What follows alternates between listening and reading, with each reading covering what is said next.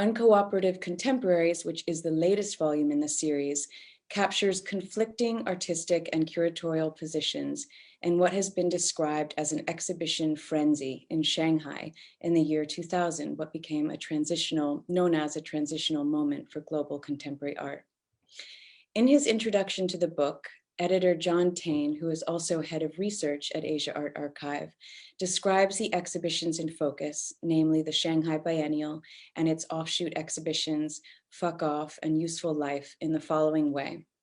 Quote, "This cluster of shows perhaps most definitively diagrammed the onset of contemporary art in China in the wake of globalization. Taking place at the turn of the century, the biennial served its intended purpose of focusing the art world's attention on China, and also pivoted official attitudes to both contemporary art and curatorial authorship. The pairing with Fuck Off and Useful Life, which together with a whole slew of unofficial satellite exhibitions that took place at the same time as the biennial, provide a means of assessing the larger forces at play in this moment, economic and cultural, curatorial and artistic." Unquote. Our event tonight and this morning is broken into 3 15 to 20-minute conversations that evoke positions of this time by both those who participated in or produced these exhibitions, and also those who weren't involved in the time, but who are reflecting on how this moment continues to resonate in their work today. The conversations are as follows.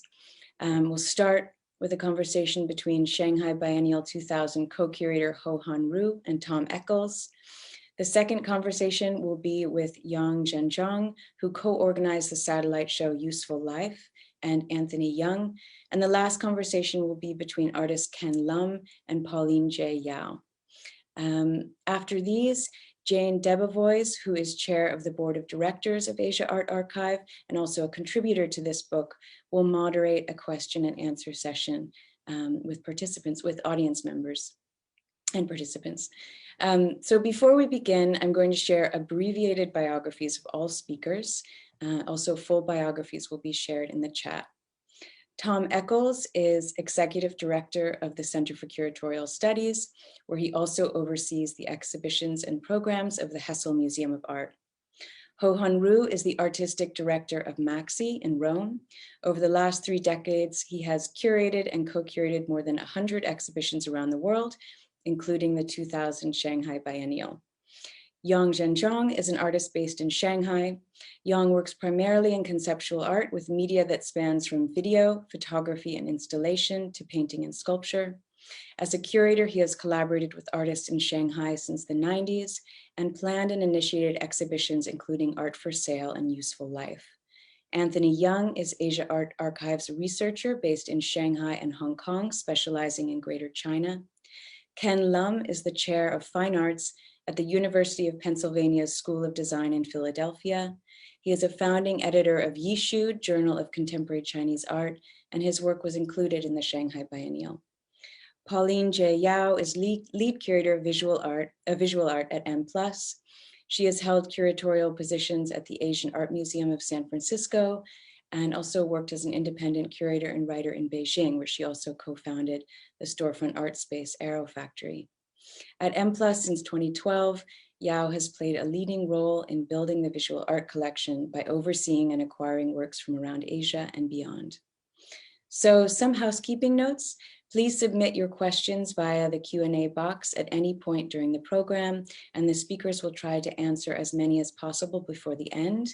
This event is being recorded, so if you have to leave, the entire conversation will be posted to the Asia Art Archive in America website within a few days. And we're also streaming live on Facebook. So if you're watching through that platform, you can also post questions there and we'll bring them to the panelists. This event is packed. It's going to be an hour and a half. I'd like to thank, as a last note, Hilary Chassé for her expert organization of the event, and all of you for joining us and hopefully raising questions for the conversation. And with that, I'll pass it to Tom and Hanru to begin. Thanks. Okay. Am I on? I think I'm on. Am I on? Yes. Okay, good. So actually, it's interesting. When I was asked to do this, I was thinking, well, when did we first meet? And I sort of rummaged around my brain and thought, well, it must be like in the early 90s in Glasgow, and it was 93, in fact, a show called Coalition that you were very much involved with Wang Yongping, doing an installation there. It was my first kind of meeting with you. It was also first introduction really to contemporary art from China, but it wasn't really from China. It was coming out of Paris at that moment, and you were very instrumental in taking what we're now working with a number of artists like Chen Zhang, Wang Du, and others, and suddenly having a kind of much more lateral approach to curating, and thinking, about distribution models of knowledge and exhibition making. And then I'm thinking, wow, that's a long time. So that's 6 years before this explosion of, you did the French Pavilion in Venice with Wang Yongping.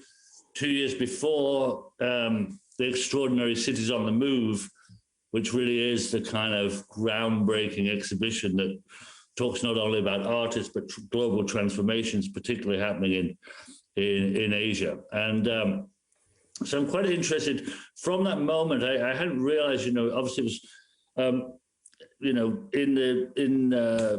1999, you're in the Venice Biennale. The large number of Chinese artists, I think 17, 19 artists in Zeman's 48th biennial. Could you talk a little bit about the context in which we were invited to curate the Shanghai or co-curate the Shanghai Biennial? Wow, Tom, it's great that you talk about, our first meeting. Actually, I remember that evening. It was 1993 in the summer in Glasgow, I think in May. And we had this opening of the coalition with Huang Yongping, Yang Zhenzhong, Carla Minas, and Roddy Buchanan, curated by Andrew Nan and with me. And that was such an amazing time. And before I met you, actually, there was a guy who also had the long hair like yours, even longer, and came to speak to me in English, of course, saying that, we Scotch, we are too weak. And then he started reading Burns in Scottish language. And then telling us that actually, at the end, a poet has always to be on exile. And when you're exiled, and then you understand who you are. And of course, he spoke this in English to me, and then tried to asked me to read Burns in Gaelic. Of course, I could not read it. Anyway, so, and then a few minutes later, you came in and someone said, this is Tom. And he is about to leave for New York. I think that was the time when you were about to exile to New York. Exactly. So, all this about destiny. So at the end, and at the time I was already, in exile, exile in a way, in Paris. And actually I had the second exile to Italy where I met actually Andrew Nan the year before. And Andrew invited me to Glasgow. So all this have happened. It's been a kind of coalition of exiled people.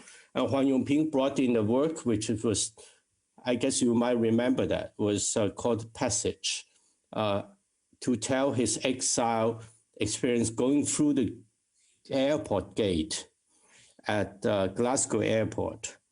And at the time, there was still, before the Schengen, before the European Union thing, and it was written national and the others. You have to choose when you arrive at the airport, the passport control point, you have to choose where to go. Either you're a UK citizen or you are a foreigner, the other. So actually he reproduced this work with 2 cages to remember, because the CCA has 2 entrances. And then on the one side, it's written with a reproduction of the airport light box called UK citizens, UK nationals. On the other, it's written others. And you have to choose to go in. And when you go through this, you are blocked by two cages. These two cages were sent to the zoo. Well, two lions were living in it. And then we brought the cages back with all the traces of the food left over and also all the sheets they actually left for. So when you get into the gallery, it was smelling so strongly that people has to close. It was before the COVID, of course. So, but you almost wanted to have a mask on your face. And this is all about actually how to be an artist in this world. And I think the fact that he was in the French pavilion in the Biennale, in the meantime, as the Chinese in the Biennale, invited by Harry Zeman. It's all a total story about this, what I call total exile. And interestingly, in '99, it was exactly during the Biennale, I was introduced to the team of the Shanghai Art Museum. They came to visit the Biennale, trying to understand if they could have a Biennale in Shanghai, an international Biennale. They already had a Biennale, but they wanted to have an international Biennale. So from that point, we have to start a conversation on how to organize a Biennale. What is interesting is at the end, talking about international, they have to come to people who were already in exile and bring something back to the country. And this also was the first occasion that the Biennale, people like Huang Yongping could go back to China to do their first work in China. So this is all related to this question of negotiating between the international, the national, the home, the exile, and so on and so forth. And this is what actually makes already raised lots of questions about what globalization was about, and the cultural root of globalization is somehow a constant negotiation with the shifting of the identities, and that it's somehow a hidden agenda of the Shanghai Biennale that maybe I would talk about that later. No, but I think it's quite interesting right now. Whenever one is invited to do a project, an exhibition or a biennial or whatever it is, you come with a certain number of questions. What were your questions in 1999? Okay, the question is like this. The question basically, it was a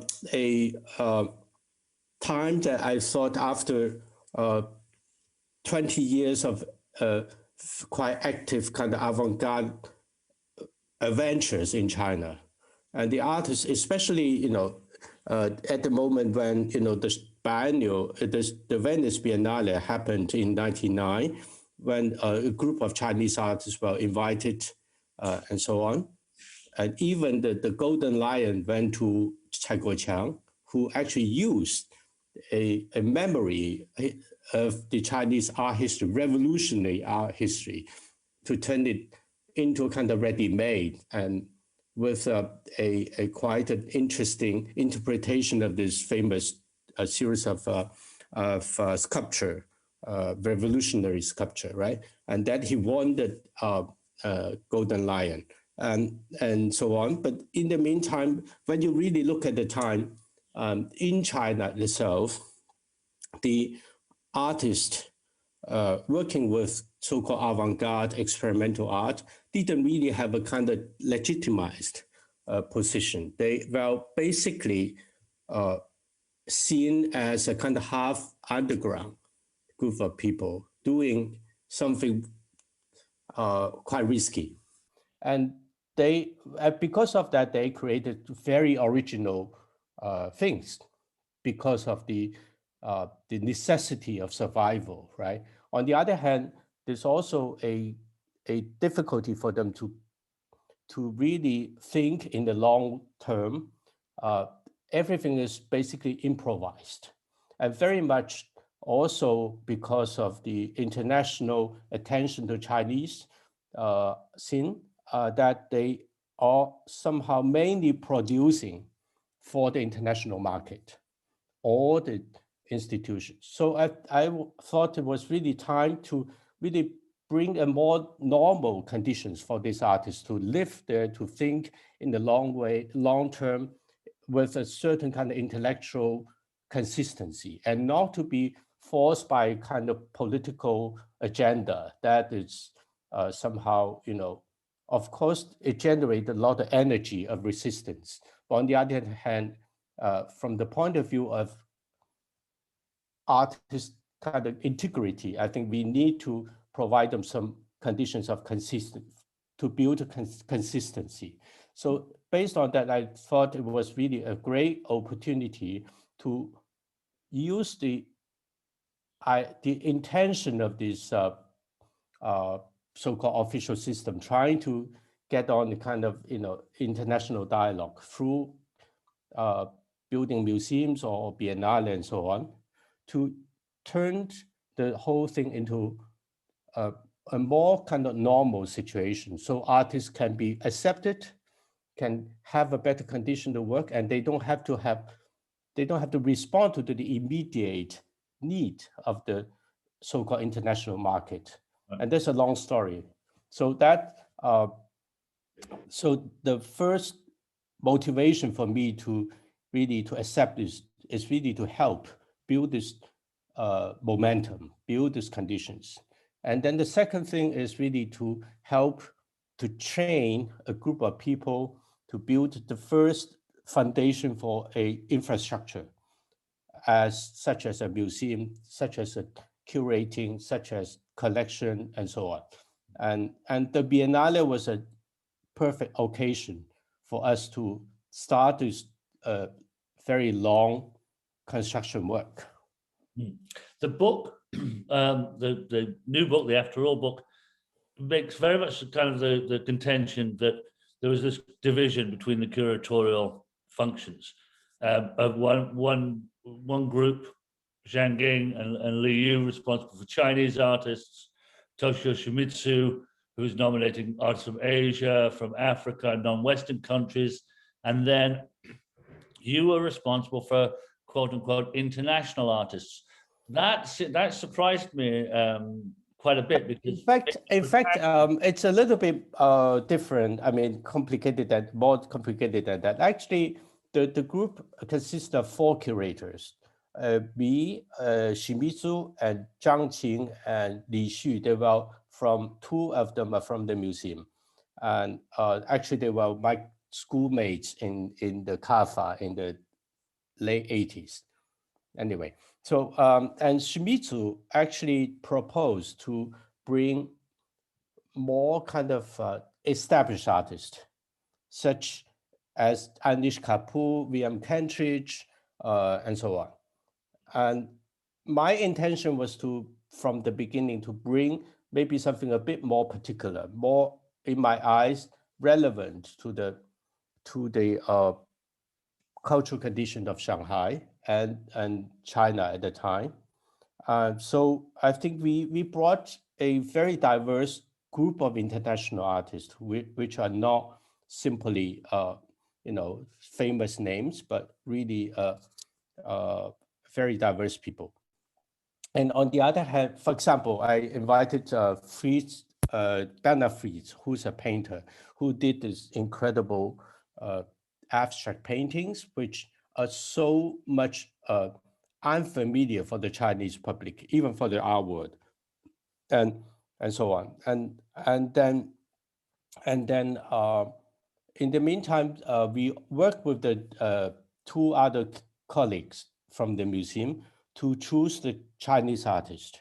And so there was a ongoing conversation that actually built the list of the artists, which is not simply a kind of a collage of 4 lists, but there's a lot of conversations. And in the meantime, also we also thought that there's certain kind of need of a transitional kind of strategy. So some artists, more radical ones, may have to be may not be able to show the works immediately, but we try to actually uh, create a kind of conditions for them to exist in one way or another. This is how actually exhibitions like a Fakov and a useful time, life and so on could happen, because actually we built a kind of general climate in which more radical voices can be accepted or tolerated in a way. So so that's again, there's a lot of stories about that, but I would say, in a general strategy, it's not only thinking about the biennial, it's not only thinking about one event or one museum, but really trying to use this opportunity to generate a kind of, ecological condition.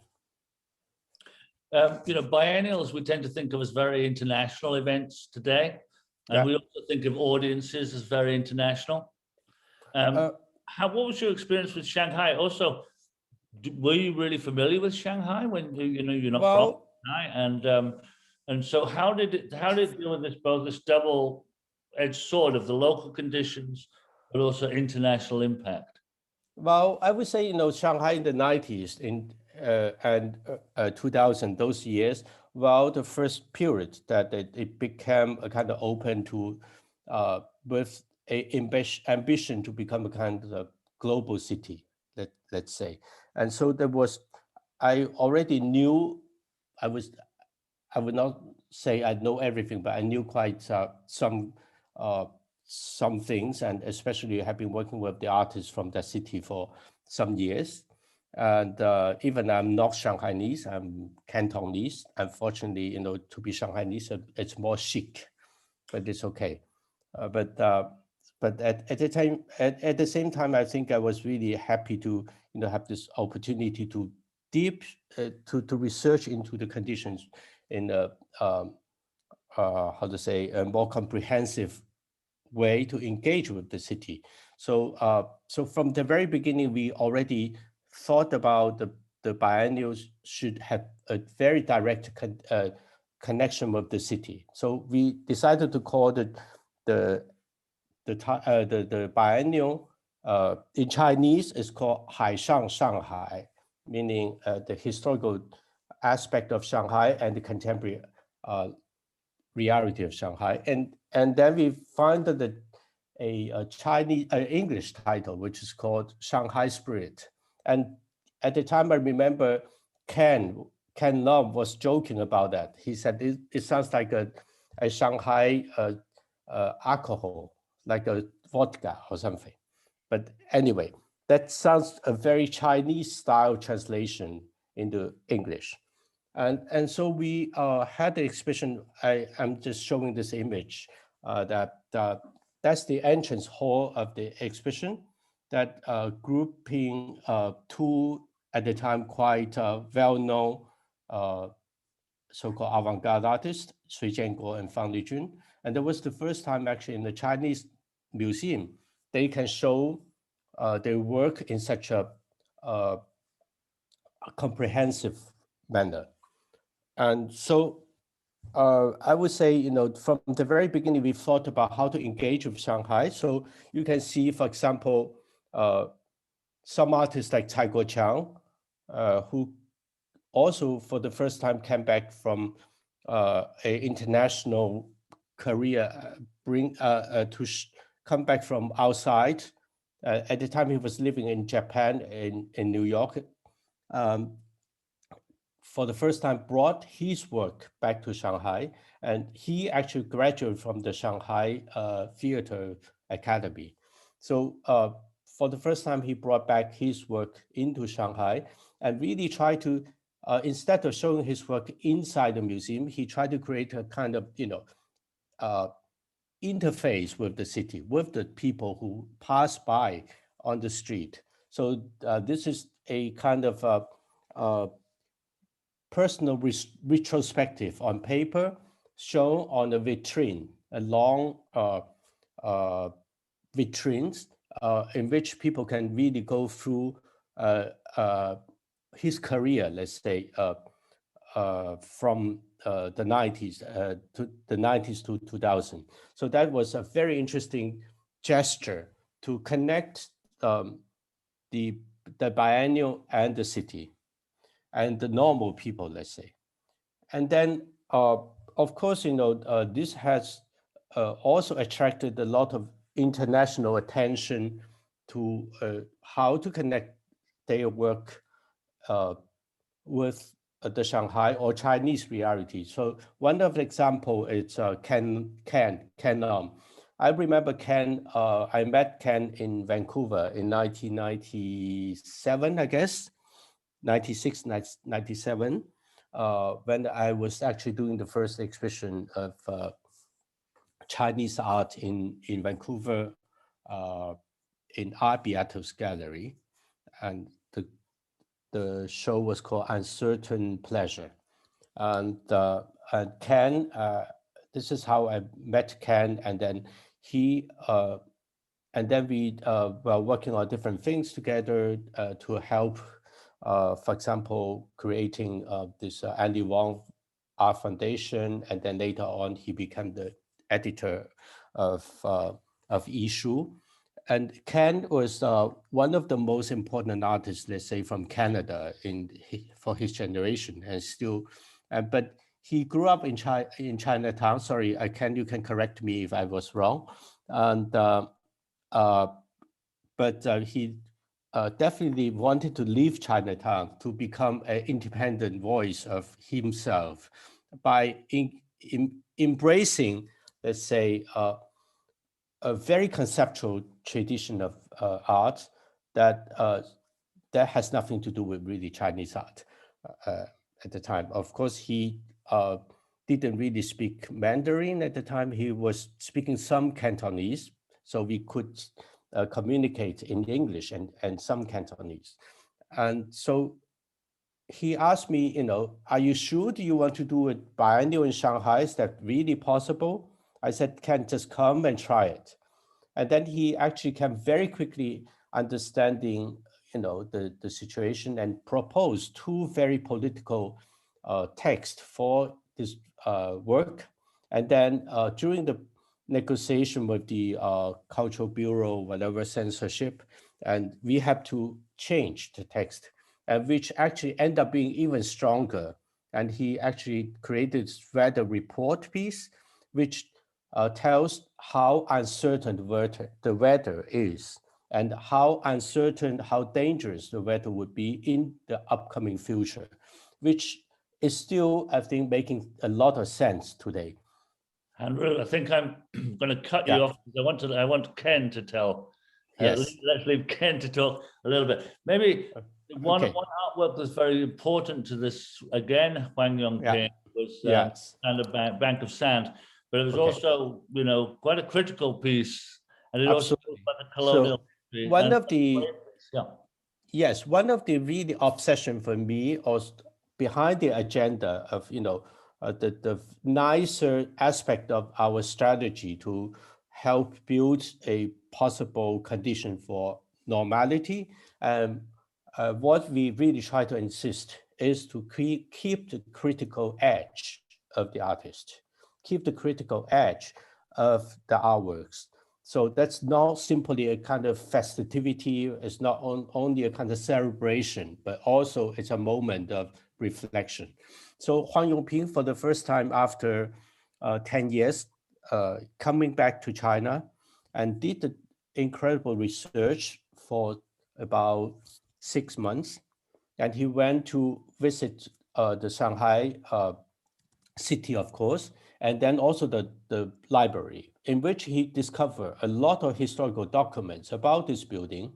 This is one of the major buildings in on the Bund, which was Jane must know it very well, because Jane is in the business.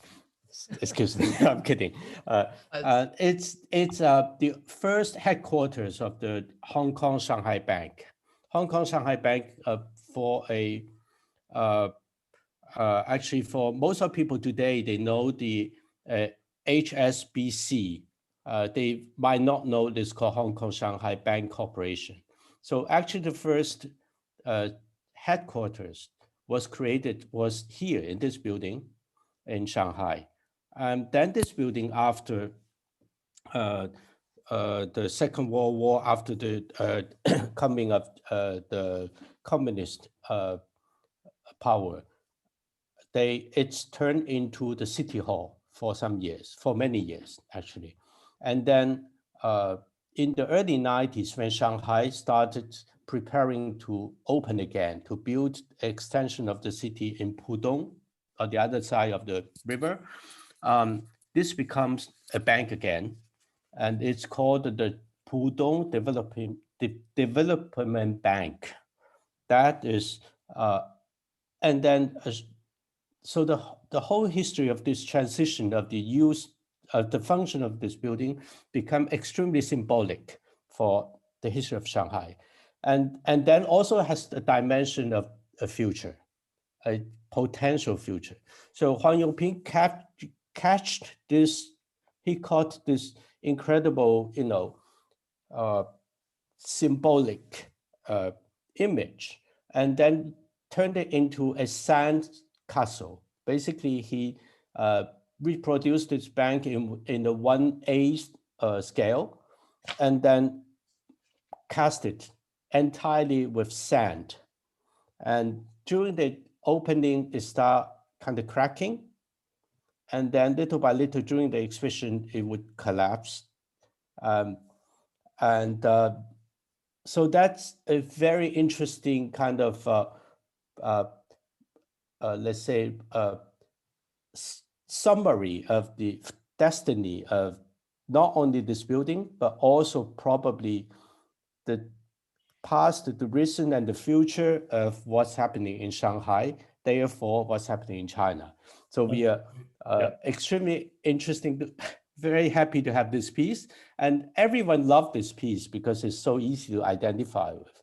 And also a lot of people thought it was a celebration of the great achievement, but a few people might also be a little bit smarter to understand it has a potential significance. That's a great moment to pass on to our other collaborators. Thank you. Okay, Hanru. we have a few other things, but it's okay. Thank you. Great, thank you.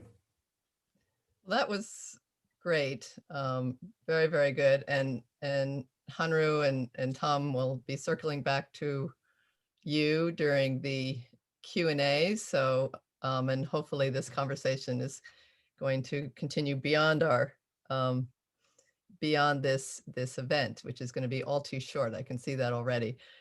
Again, I'm Jane, who thank you very much, Lauren, for the wonderful introduction to the program. The next event that we're going to have is in fact a recorded interview between Anthony Young, who works for Asia Art Archive, researcher based in Shanghai, as well as Yang Zhenzhong, who was an artist and is an artist who worked with two other artists, Yang Fudong and Xu Jian, to self-organize a offsite exhibition that was not in any way affiliated or related to the Shanghai Biennale. It happened at the same time. They took advantage of this moment to do something extremely different. It's called Useful Life. And I think the comparison between the Shanghai Biennale and some of the issues that Hanru has raised is going to be very interesting. So now for the video, which is 20 minutes, exactly 20 minutes long. 好，杨振中，你好。然后第一个问题想请问你，就是关于你，从学习的时候开始，到后来开始选择用摄影跟录像做作品，这个过程是怎么样的？我差不多就是说，实际上从93、94年就，那个时候一开始还在学画画，后来我觉得也是在美院，学习的那一段时间虽然不长，但是在美院呢，因为美院的图书馆还是非常重要，我觉得对我们那时候一批在美院的学生都有很大的影响。就是说美院图书馆，我们经常就是泡在那里看，就是那时候美院图书馆不知道为什么就会有一大批国外进来的艺术书刊和杂志，可能不是很及时的杂志，过了期的，但是有很多。我觉得那个时候就是说那个在美院图书馆待的很多，那个对我们有很大的影响。然后93、94、95年那段时间在杭州就开始，就是说除了绘画，当然同时还有就是说我之前本科在浙江丝绸学院的时候，就是老耿是我的老师嘛，所以我们那时候也已经接触了他们85新空间的那一代，像耿建义、张培丽他们这些我们也都已经认识他们，然后呢也了解他们曾经就是说85新空间以来做的后来的池社啊这些东西，也一直有影响。然后包括他们89参加北京的89大展，所有这些，就是那个时候也已经，就是说我们在读书的时候就已经就是看了很多，所以差不多在94、95年左右开始，我自己也开始就是说做很多观念性质的，或者说也跟影像摄影有关的这样的作品。然后96年就参加了那个现象影像，就是所谓的中国第一个录像艺术的展览。完了以后97年我就搬到上海，所以97年我是因为96年到了一个杂志社工作，杂志社搬到上海，我跟着杂志社到了上海，然后在上海就是认识了很多新的朋友，你像徐正啊、杨福东啊，包括那时候那个德国艺术家飞苹果啊，然后我们在一起还做了很多事情，就是说99年我们就已经策划了2个展览，因为那时候在上海可能没有太多的人找我们参加展览，我们自己在做东西，所以呢，像99年我们就做了超市展，同一年到上半年我们做了超市展，下半年我们还策划了另外一个展览叫物是人非，是一个摄影展，所以差不多99年这样的情况，然后就到了2000年，就那段时间我们在上海已经就是说自己也开始慢慢的在做很多事情。好，那2000年年底的时候是一个很特别的时刻，因为第3届上海双年展举办了，它是中国国内第一次有的国际性的上海，就是国际性的当代艺术的展览。那么因为这个展览呢，也同时发生了很多其他的展览，就在早期这是第一期，中国有这种很多展览同时发生的这么一个情景，那你自己参加的2个展览，一个是不合作方式，一个是有效期，然后你也去看过这个上海双年展，我想请你谈一谈你对这些展览的观感是怎么样？就是是这样，就是说我觉得当时可能在整个上海在那个时间段像嘉年华一样，就像你刚才说的艺术一种盛况吧，在后面也经常有发生，像艺博会啊、双年展，后来延续一直有，那各种这种热闹的期间，各种到现在为止可能叫画廊啊那么多，但那个时候没有那么多画廊和艺术机构，美术馆可能只有官方的，民间的美术馆很少很少，有也像文化馆一样做点传统的东西，所以那个时候上海双年展本身它在经历一个变革，我觉得是这样，就那个展览可能在当时很多观众来说它是很乱的，因为它不是一个传统的展览，这个双年展本身就不是一个传统的官方展，这个肯定是跟2个策划人有国际背景的策划人进来有很大的关系。当然，为什么会有国际背景的策划人邀请进来，是双年展，上海双年展本身在改变，我觉得是这样的。所以那两个展览，当然我们去看双年展的之前不知道，但是知道是这两个策划人，你能想象到这里面的斗争，官方美术馆里面的是怎么实现的？也确实，他肯定也是非常的不容易的。我觉得就是说，我们看这个展览就能够想象。然后同时就是说，外围展那么多，当时那么多外围展，其实在那个年代发生了很多就是所谓的，像洪水猛兽一样，现在还很多人老是说所谓的行为艺术啊，洪水猛兽啊，就是说，因为就在那个年代之前，90年代末，很多各种什么北京各种用尸体啊，什么行为艺术啊，有什么从牛肚子里出来这个那一帮，对，是吧？对，你记得吧？对那个年代正好是那种非常生猛，想要就是说吓人的这种，我觉得那正好是碰上那个年代。像现在我都觉得反而没有那么多年轻人做这样的东西，没有那么疯狂，那么疯狂、那么生猛的东西。那么其实那个很多外围展其实是在做这样生猛的东西，是，包括有效期不是fuck off，不合作方式啊，包括fuck off这个展览，它里面有很多生猛的作品，是行为的，它可能这种生猛的东西成为一个主调，在那个fuck off这样的展览里面，所以它这种对抗性可能是，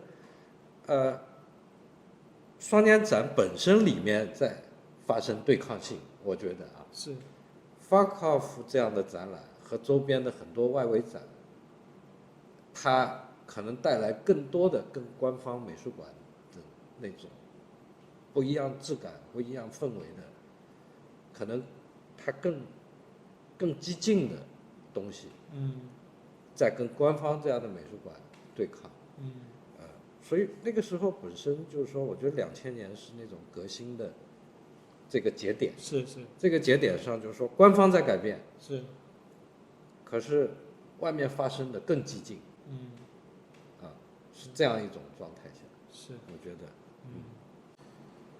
好，然后呢，除了就是当然这个上海双年展跟不合作方式，在当时是比较受人注意的这么两个展览，因为他们规模比较大，然后他们的声音就比较多人听见，但是在这本书里面呢，我们也收录了你和徐震跟杨福东3个人组织的一个展览，叫有效期。我个人也非常喜欢这个展览，因为我觉得这个展览呢，代表了真正的生活在上海的艺术家，他们的工作还有他们的立场，因为你们在2000年之前已经做过好几个展览了，在2000年之后也一直生活在上海，也做了非常多有意思的展览。那么我们就想请你谈一谈有效期这个展览，还有就是你们的工作，你们生活在上海，你们的创作跟这个地方的关系。那个其实正巧我们3个人也是，就是说我刚才说，就是说我们正好我们3个人大概在96、97年左右，来了上海。徐震他是上海人，他在北京混了几年，混了1年多还是2年我忘了，然后97年回到上海。我呢就是刚才说因为杂志社工作，这个杂志社搬到上海，我跟着来了上海。杨福东是到上海来工作，在一个游戏公司上班。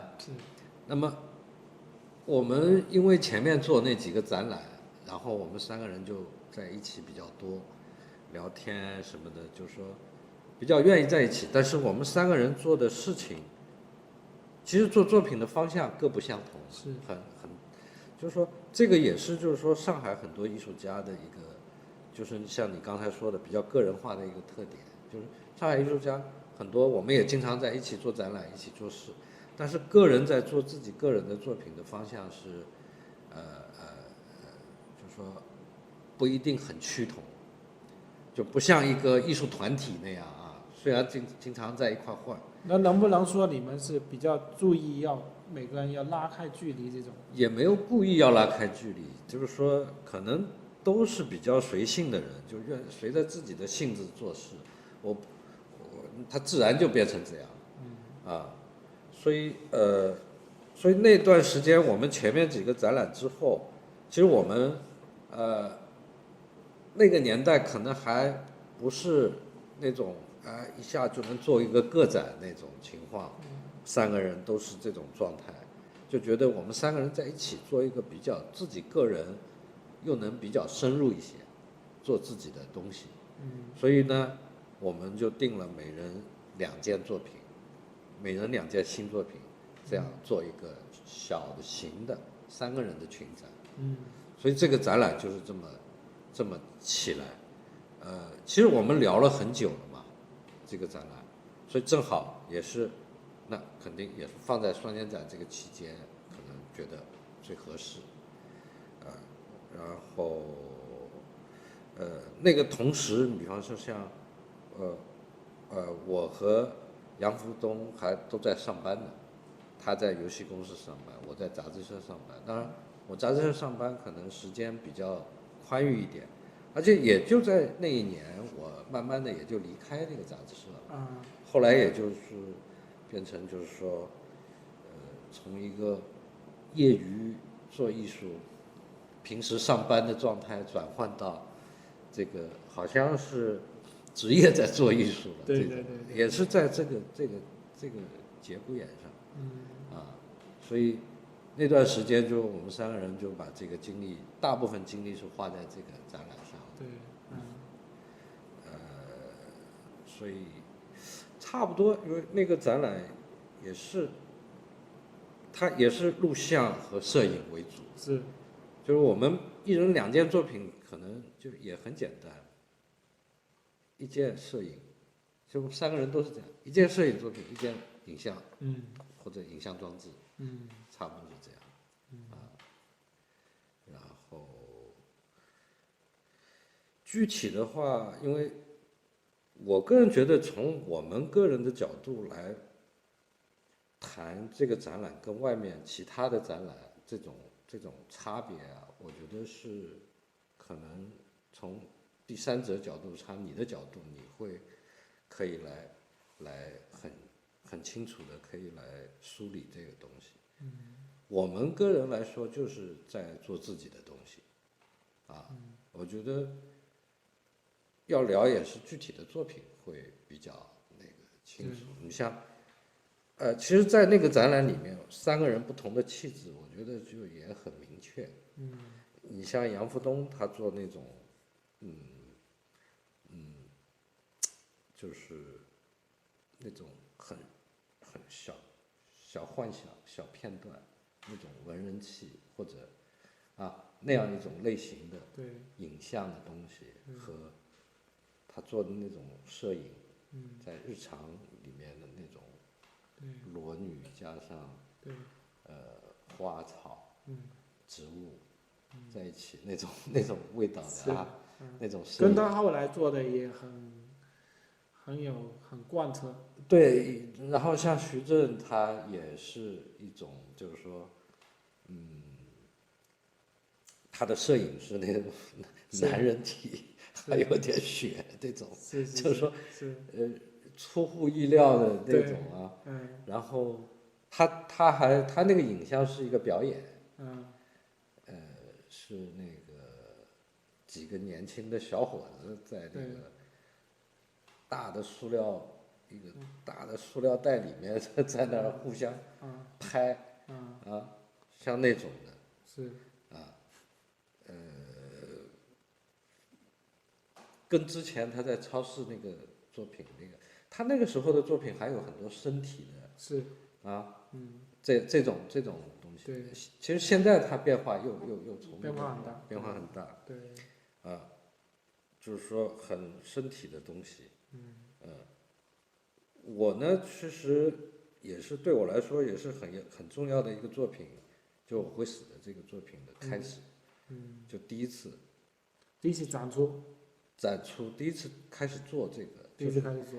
对，其实是在99年末到2000年，就那段时间，慢慢的，因为那个片子你看，就是说这里拍一点，那里拍一点，有的在上海拍的，有的也是就在街头或者日常一些朋友周围的，就慢慢积累的嘛，拍了那么一个我会死的这么一个东西，而且这个作品其实那一年开始，后来就在延续的这样一个项目事情，然后摄影呢也是一组黑白的，就是一组枕头上的就是也是一种，当时也是试验一些叠影的效果啊什么的，做的一个这样的片子。你可以给我们说说具体，因为我会死的这个作品，当时想做这个作品背后的一个想法是怎么样的？对，关于这个作品，因为说的也很多了，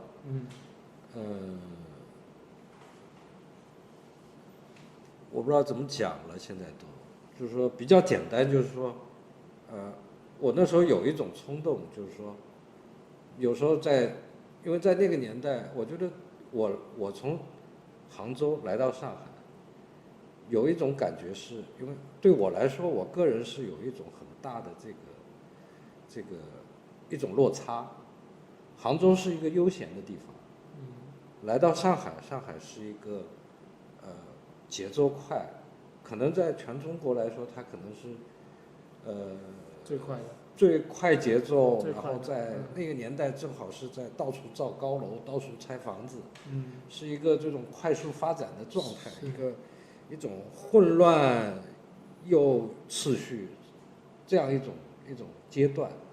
那么生活在这个上海这个城市，有时候你看着这个地铁里挤的人啊，在大街上你看的那些人匆匆忙忙，我有一种那种感觉，那些人好像很自信，自己在忙什么，忙忙碌碌那种，我就有一种冲动，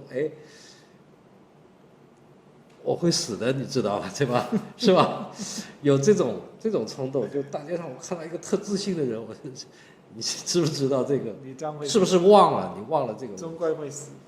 对，就是说，我觉得就是说，我们那是一个。你会觉得，就是说，生活在这种大城市里的时候，有一种风暴中心的感觉。是。然后呢，就感觉到这种人的投入生活的这种程度。就是说，你在杭州你会抽离，你会有一种抽离自己看着自己在干嘛，但是你太投入生活，太忙碌，你已经掉进生活里太深了，就你这个忙碌里面，就我的感觉就是在上海会感觉到这个，所以我觉得我会死的这句话有个抽离的效果，就是说这个生活里面能够抽离出来，所以我那个时候这个是一个。当然，我在杭州的时候也是经常感兴趣一些宗教的各种书啊，后来也我一到现在也是信佛啊什么的哈，然后对各种其他的宗教的这种也愿意看，愿意就是说生死问题其实是所有宗教的一个主要的这个。它所有的宗教的教义里面最重要的一个东西吧，我不知道该怎么说。对，所以，我觉得也是从这个点出发吧。是。所以做这个片子啊。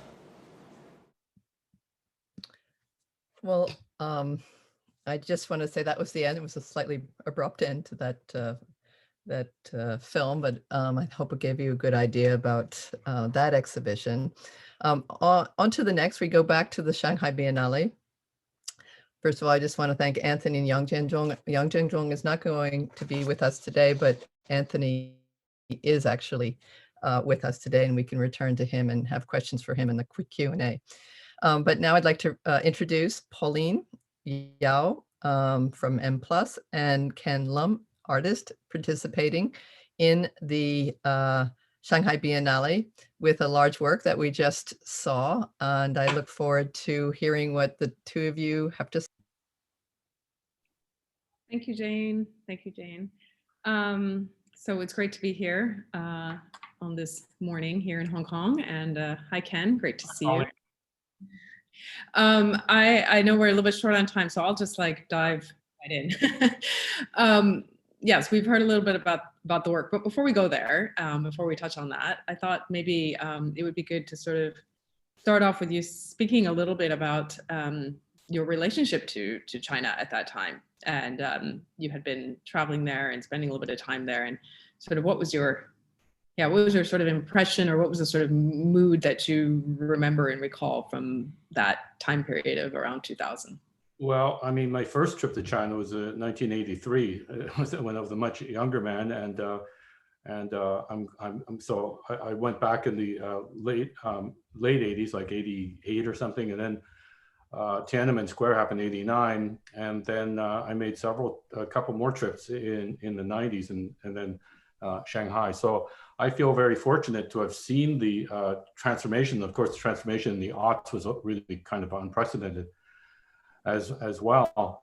And so, you know, I think for a lot of people, especially artists and so on, China was like this big laboratory, maybe cauldron even, of possibilities and creativity, and it was infectious, the you know, the desire to see what's going on and so on, because it just seemed like when you're there, you're actually living and experiencing what would be anticipated as part of the future in the rest of the world.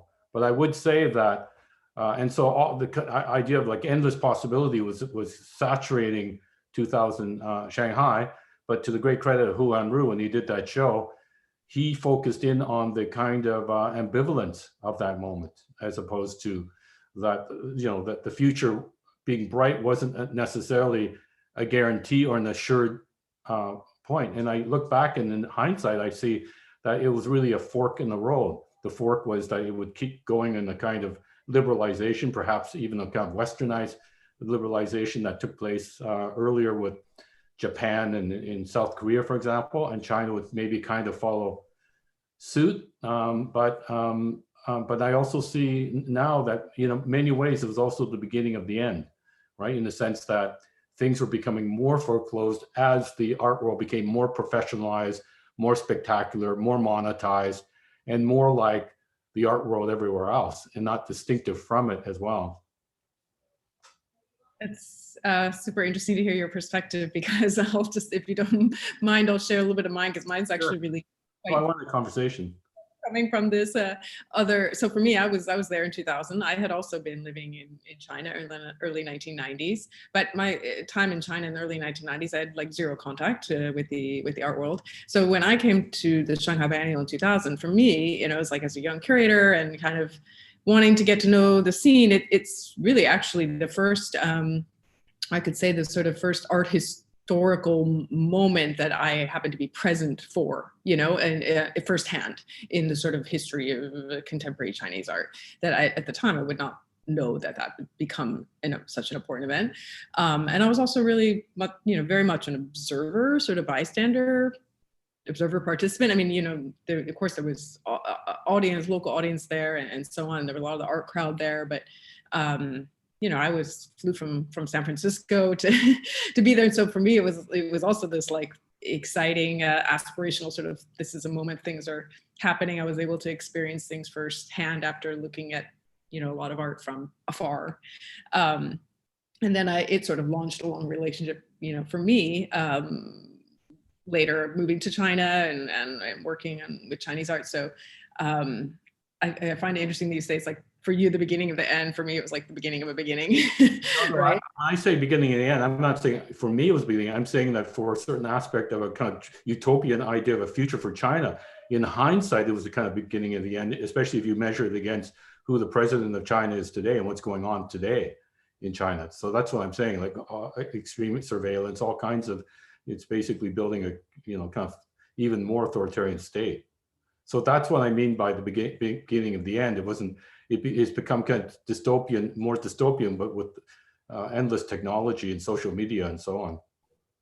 But in terms of the art world, or sort of, art sort of infrastructure, as Hanru was saying earlier, it was this, key moment of building a piece of infrastructure that hadn't existed previously. And that sort of did become a really important, foundation for a lot of, I feel, really important growth that took place in the early part of the 2000s. I agree with you. It was like an apogee. It was a kind of, as I say, it was a kind of a fork, right? Does it go on in a certain way? I'm speaking of the kind of macroeconomic situation, or does it revert back to earlier Maoism, but more modern guise and so on? And I think the artists, that generation, they were brilliant because they played off that dialectic, right? Or what Deng Xiaoping called the cat and mouse game, right?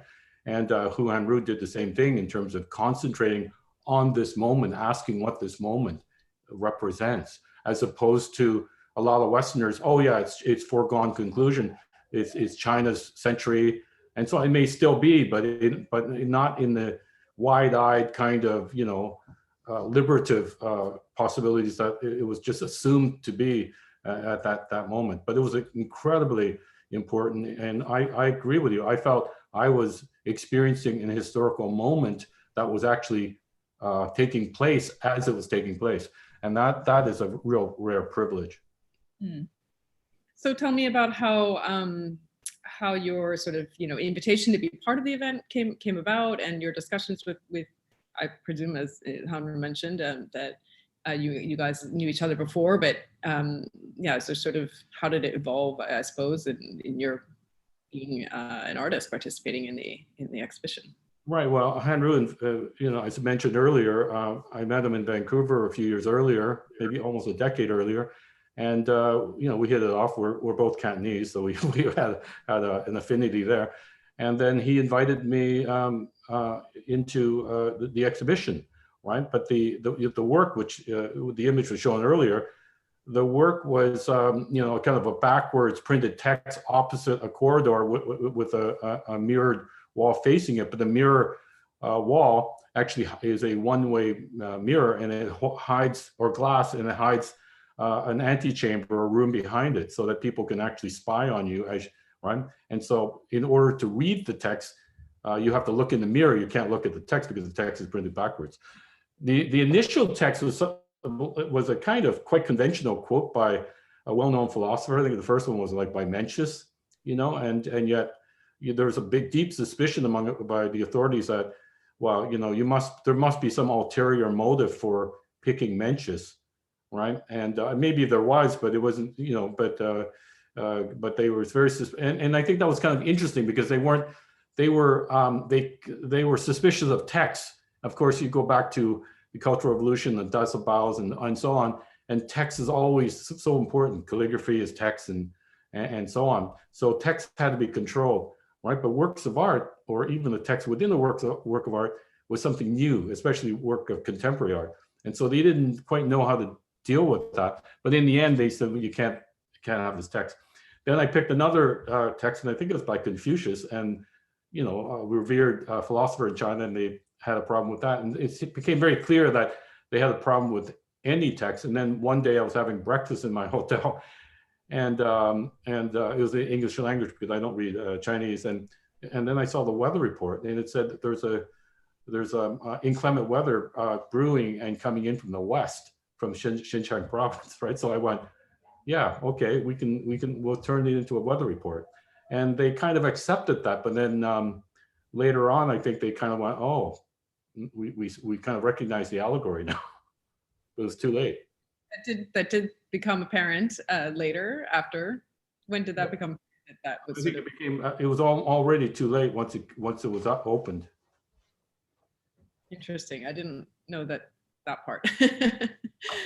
And I was curious to know how much the selection at the beginning, how aware you were of it having sort of potential political implications, but it sounds like you weren't so. No, I was interested. Obviously, I was interested in the kind of double entendre, the double meaning, to a degree, but not to the degree that the authorities suspected, right? Mm-hmm. So that was just interesting to me how kind of suspicious they were. And they were suspicious because they were protecting themselves. They weren't suspicious because they didn't like the piece. They were suspicious because they're second guessing what someone else who's higher up would say about allowing this work to take place. Can we pull up the photo of that work by any chance, Hillary? I think we have a slide of it that we can show again. We'll just keep talking until that comes up. Yeah, there it is. So this is, as basically as people walk in front, this is the first. The text is printed backwards, facing this mirror, but the mirror actually hides a room. It's not a true mirror. It's a highly reflective glass that you often see in corporate buildings. And because the room behind it is dark, right, the reflection in the front just absorbs all the light. But if you go around to the left or to the right, further down, you take in parts of the rest of the exhibition, you discover a door, not a door, an opening, and you walk in, and then you realize, oh, I was just there a moment ago. I didn't realize it was not a mirror, but that it leads to a secret room. So it's, plays on this kind of dialectic of the watched and the person who's being watched and doesn't know it, and the watcher, and the one who's empowered and the one who's maybe less empowered. Yeah, because when you walk around the other side, of course, you can see the people looking into the space, but they don't realize they're being seen. That's right. Yeah, and many people are going right up to it, and they're doing all kinds of things that are maybe even very personal because there's nobody watching at that moment. They may be picking their nose and things like that. I mean, people do that in front of mirrors, right? So they look around and they'll pull up their fly, they'll put on lipstick, and it's also became quite entertaining. It's so, I guess it so happens, so, my relationship to the Shanghai Biennale, of course, that, for me, a memory of having been there. I didn't know you, Ken, at the time. We got to know each other a little bit later, but as it turns out, that I was invited for this talk and to do this conversation with you, and that this work actually is now in the M+ collection. So, I think we acquired it from you in 2013, I believe. Yeah. And yeah, very sort of fortuitous. I just want to say a very quick anecdote about this. There was an old man in a Mao jacket and a Mao pants, and he was just a very old man. He sat inside the darkened room. I mean, literally, I don't know. It just seemed like hours. I would go away, have lunch or something, come back, and he was still there, right? And so I asked an interpreter, to ask him why he was there, and he said to me, "This is such a new experience for China. I need to know more about art." And so I think that really, for me, really encapsulated. I remember being really kind of affected by him. He was like really old, right? So, and I thought, wow, this is like looking at art from the most pure perspective. And that's something which maybe we need to recapture out here as well. Yeah, I like that. That was actually something I was going to ask you, was about the sort of visitor experiences that you encountered there, because well, first of all, the work is it's a new work, obviously, that you created just for this exhibition, in this exhibition context and space, and then obviously a kind of audience and viewership that maybe would not have had so much experience with this kind of a. Yeah, they had very little experience, and they were not acclimated. You could see the picture from the Cycle Chang that Hanru showed. They were all like just regular Shanghaiese, and even from the rest of China, and they were just taking in this thing, right? Mm-hmm. Like every video room was packed, right?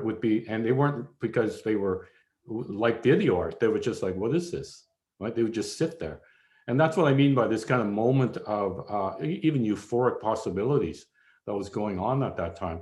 And of course, by 2002, you had Jiang Zemin announcing the importance of cultural development through his philosophy of the three represents, which was a kind of formalization of the Chinese government's official support for contemporary art and other kind of contemporary cultural endeavors, and that China was going to be a leading voice in that. And of course, that's also something which is highly ambiguous, because it means, it becomes a part of officialdom.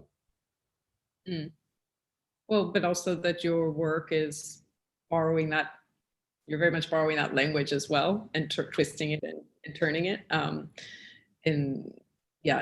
offering. Well, not just me, but all the, Wang Yongping, all the leading artists at that time were playing this kind of duality situation, right? When they were in Paris, the critique towards China took a special cadence, and when they were in China, critique towards the West also took on a specific cadence.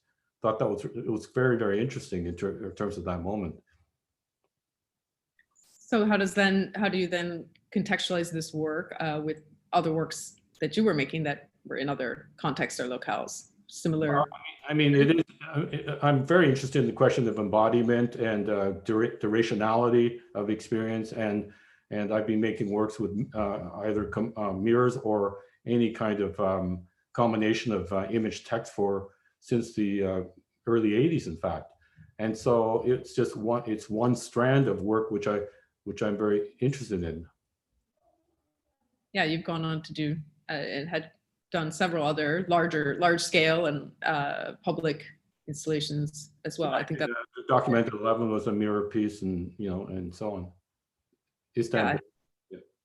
Yeah, and interesting also how it relates to sort of maybe more recent practice of yours, which is a lot of engagement with public space, and and so on. So all of it sort of in a way interesting, crystallizing with this work at this particular time, which as I said, we're in M+ very fortunate to have, and look forward to restaging at some point in the future. I have to say, Pauline, that moment, it's like, there are certain moments in your life where things are hyper vivid, and the Shanghai Biennale at that moment was hyper vivid for me. It's contagious to today. I mean, I have important moments, like when my son was born, that's hyper vivid. My daughter was born, that's hyper vivid. My marriage, things like that, right? But in terms of this kind of moment where you had this confluence of a true kind of public opening, a public awakening in terms of to contemporary art, on a kind of with an epic level of China. We're not talking about some small country that was formalized 200 years ago, like Canada. Not even 200 years ago. We're talking about China, one of the great enduring civilizations, right? Through thick and thin, good and bad. And so this is like something which I look back and I think, oh my God, if I could somehow teleport my students to this moment, right? It'd be very, very rich for pedagogical purposes.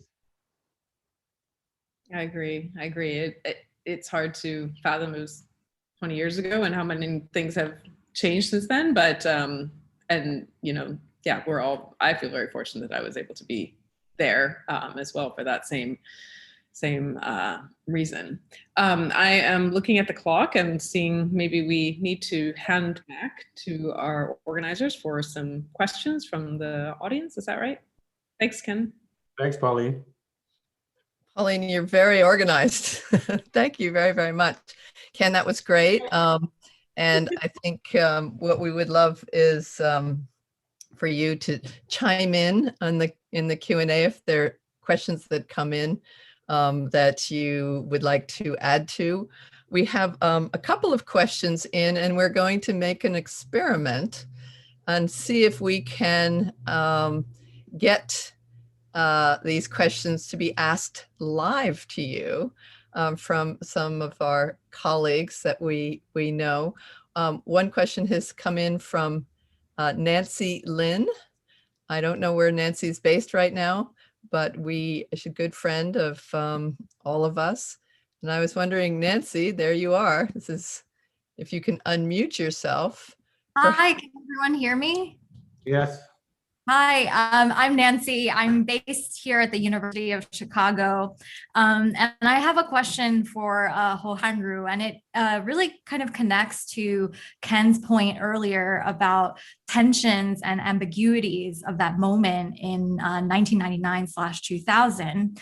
And my question is, your curatorial work has included some of the most generative aspects of globalism, freedom of mobility, cosmopolitan internationalism, transcultural identities, all of these great things.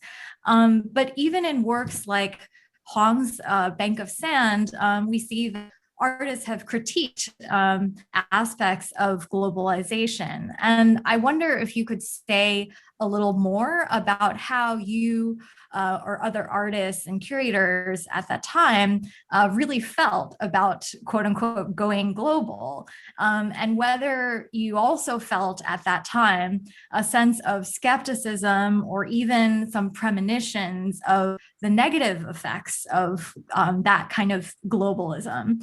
And then finally, you know, what is the legacy of that moment, that vision of globalism in our current moment, which I think we can all agree is a moment of deep crisis.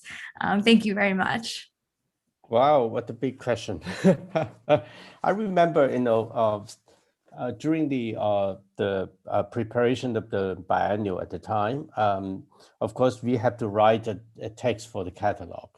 But I also wrote another text, which is called Shanghai, a Naked City, Curatorial Notes, Shanghai Biennale 2000. So that's in my book here. And this is the text that basically it's kind of, you know, because at the time it was not easy, and also I didn't really feel it was necessary to be so provocative to write in the official catalog. So I wrote some kind of secret underground text to be published right after the opening and in another magazine and so on. And I think that's that says a lot about, you know, as you know, what Huang Yongping did with the Bank of Sand, Sandor Bank, it's a kind of not only a demonstration, but also kind of reflection or exploration of all the potential of these conflicting elements coming together, how they actually generate also, on the one hand, excitement, hope, idealism. On the other hand, we all know that it's going to be somehow collapsing, like as Dune, like everything else. I think the concept of globalism itself, it's already such a spectacular sandcastle. We all know that from the very beginning. So, but in the meantime, I think what so-called Chinese artists can do to this is really to also to demonstrate this other ways to think about this spectacle that might be for good or for bad. It's another type of spectacle, and that doesn't really come from properly from Chinese culture, that we don't know what it is actually, but from really a very individual, very personal experiences that growing up in the transition and in the negotiation of this historical moment or this period that everyone lives through. So I would say, you know, every generation would have, or every individual would have its own answer to these questions. But one of the thing that I would say, it's 20 years later, we did this exhibition at the Guggenheim that we used the title, The Theater of the World. And that is also somehow, you know, showing that using the title of another Huang Yongping's work to really to describe that there's a possibility to think about the vision of the world from a so-called individual and somehow a Chinese individual perspective. So I think from the very beginning, we all understand that the global, it's a very diverse concept. And even it's not really a concept. It is a hope, an intention, a vision that it's changing all the time and also has always a possibility to collapse. And I think that from the very beginning of the Shanghai Biennale, we all understand this and then try to communicate this message to people who are hoping for a better world, but somehow we understand what is better. It's to understand this better. It's not to hope things can be better.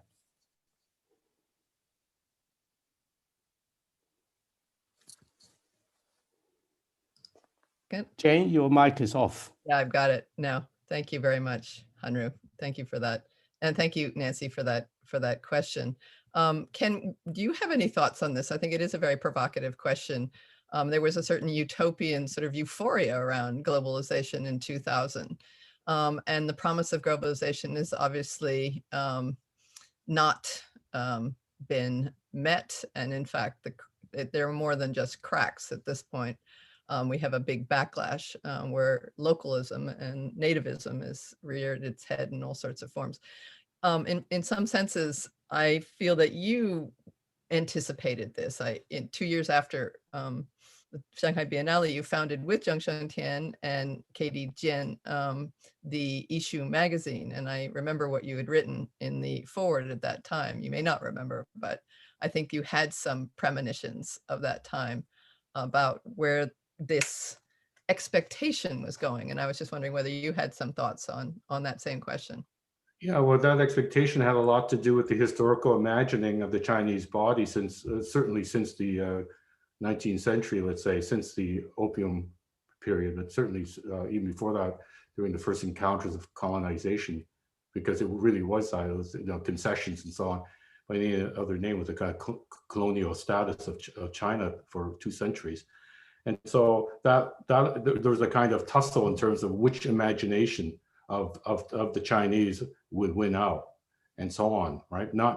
So it's a kind of Orientalism in the classic Said sense, and so on. So I mean, in the 90s, I was basically a globetrotter, not a jet setter, but I was a globetrotter. I was traveling everywhere, Africa, and I think a lot of artists in the art world did that. And moreover, it wasn't unproblematic because it was also you were called upon to represent like your ethnic status almost. It's almost like by default. If you're Cuban and you're a well-known artist, and you're called upon to represent Cuba, even if you didn't grow up in Cuba, and even if you had no real relationship to Cuba, you were called upon, and that was a very kind of privileged kind of position. And so I wrote a lot of texts about this, the privilege of the so-called nomad artist, as opposed to the real nomad who lives in penury and no money and stress and shortage of water and all kinds of survival, challenges and so on. So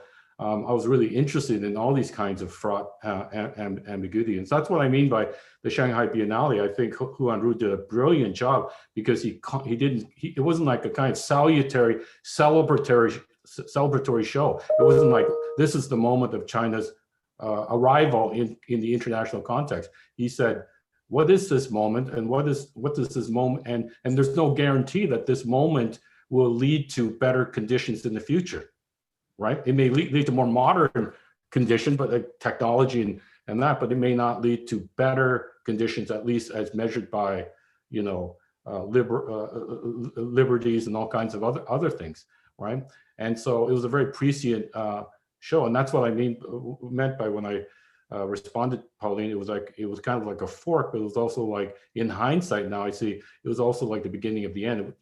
But the end continues to be drawn out. It's not like it just came about. It's still being played out, and it may not end. It's like that Joe and I joke about the French Revolution. We still don't know its outcome, yes. And so on.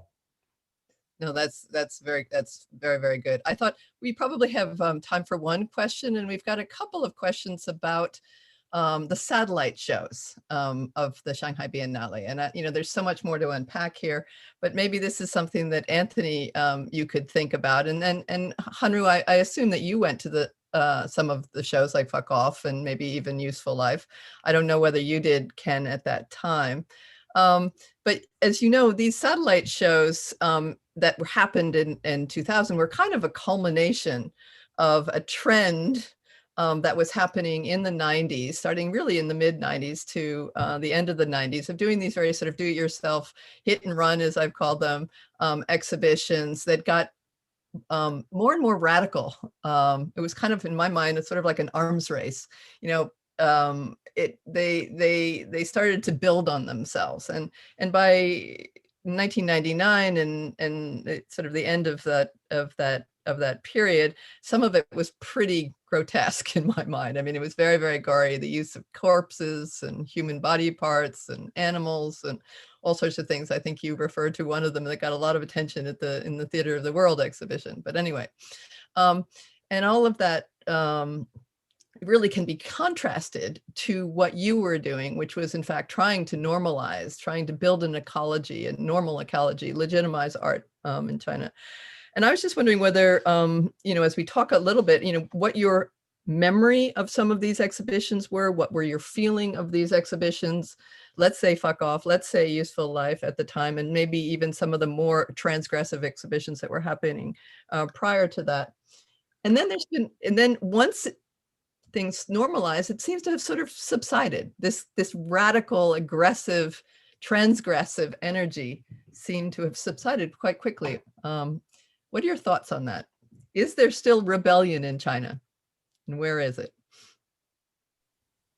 The question is for Anthony? Well, the question's for all of you. Anthony, why don't you try it out?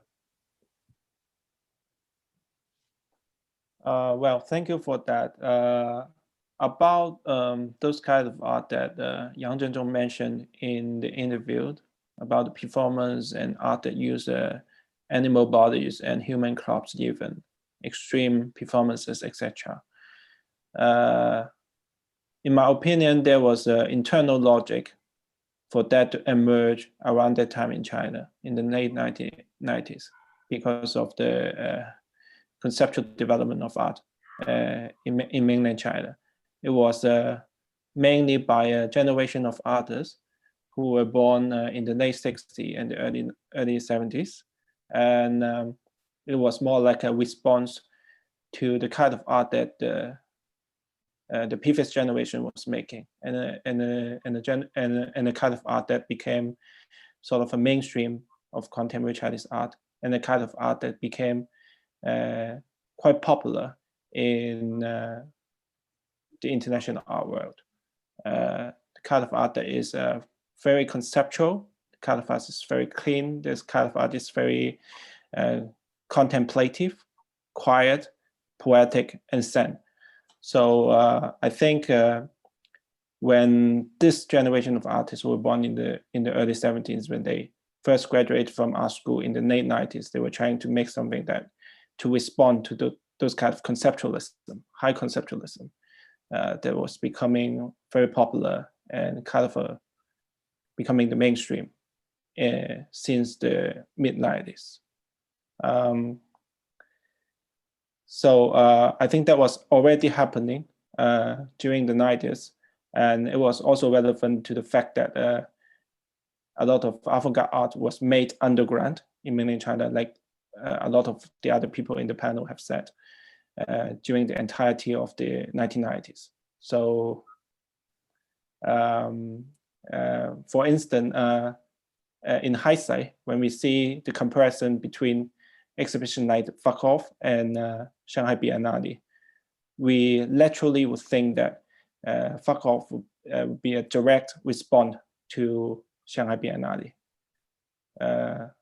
with a kind of attitude that is radicalized, that is more extreme, that is oppositional to the kind of art that can be museumized especially in the Chinese context.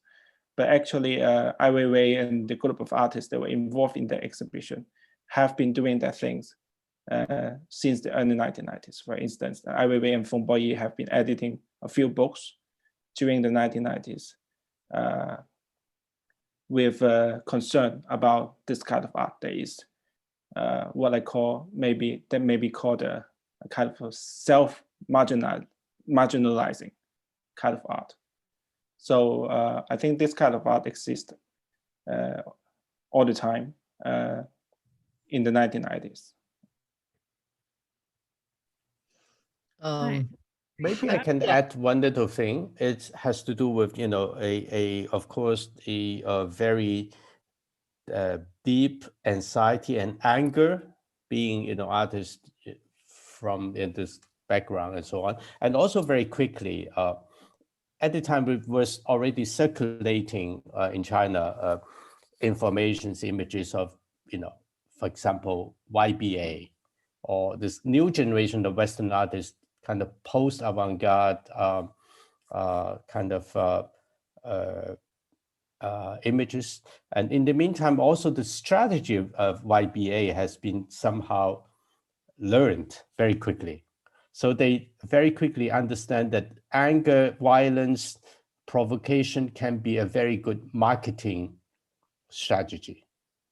So that was also somehow directly or indirectly, I would say, encourage or motivated people to, especially like fuck off. I mean, there's a combination of a real intentional political protest, whatever, provocation, and a very clear intentional marketing to be shown in the occasion of Shanghai Biennale, when everyone knew that for the first time the international art community would gather in Shanghai for the first time ever. So that also was a very, clear, I would say, calculation. It's a bad word, but we are all calculating in a way or another. These days, we are all controlled by numbers, right? But that's okay. So that was one thing. And in the meantime, as a matter of fact, I would say, being, working for the Shanghai Biennale, I just mentioned that we prepare for kind of ecology. It's not really to compete with each other, but really to say that using the opportunity that we have to help everybody to exist and grow and be seen. And that's the most important thing to do. So at a certain point, it was really interesting that we managed, I would not say but we managed with the team of the Biennale, or our connections with the Cultural Bureau and so on, to really convince them not to censor those exhibitions. And this is a very important step, I would say. So at the opening dinner, actually, we invited Ai Weiwei to come, and along with many other artist friends, and we actually have a drink together with the official director of the museum, and Ai Weiwei together. They would never have a drink together, right? So that was, of course, this kind of stories that maybe Ai Weiwei would never tell you, and that's okay.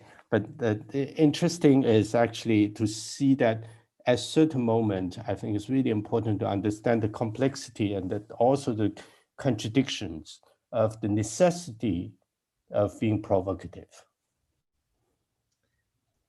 We have probably time for 2 more answers.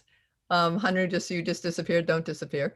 Pauline, you had your hand up, and I don't know, Ken, if you'd like to say something as well. I think we have so much more to say. Unfortunately, we have too little time, but Pauline, please. I'll be quick. I am just picking up on what both Anthony said and Hanru. Yeah, I think, and even what Ken, this bifurcation, this kind of fork, was in a way not just within the Shanghai Biennale proper, but already evidenced through that sort of existence of those 2 different things happening at the same time. And they were not only born at that moment, but they were this moment in 2000 was sort of the result of that sort of evolution that had already been happening in the years prior, right? It's just that it became kind of manifest in that moment. But I guess the other thing I would add, and I think it, you know, for once it's rare, I'm the person bringing in something related to the market and the economy, which has oddly been absent from this discussion, which is that, because usually we find ourselves talking about contemporary Chinese art and talking about the market, but also because I suppose that in discussion around these satellite shows, just as, you know, previous answers had indicated, you know, it's often sort of seen as this is this sort of rebellious and often framed as well as anti sort of consumer or non-consumer friendly works, let's say, not collector friendly works, and a kind of a rejection of the trend happening in the 1990s towards, you know, towards sort of collectors and the Chinese artists being on the international stage and the consumption of art. And so I think, you know, it is I guess I just find it interesting to think about that now when it becomes, you know, really historicized. And I did pick up had the book, Jane, thanks for sending. I was looking at the book the other day and was really surprised to see how many works in those photographs are now in our collection, in M+ collection, partly because of one collector named Elise Sig, right?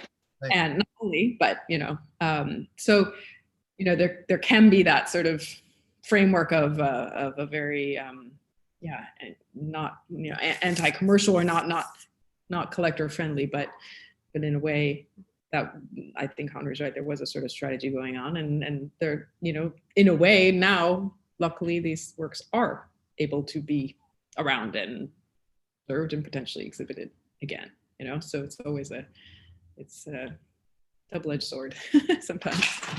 Yeah, I want to make myself clear that, you know, being in the market or having some marketing strategy, it's not absolutely the bad thing. I think it was really necessary as well. That was the only place where actually most artists could exist.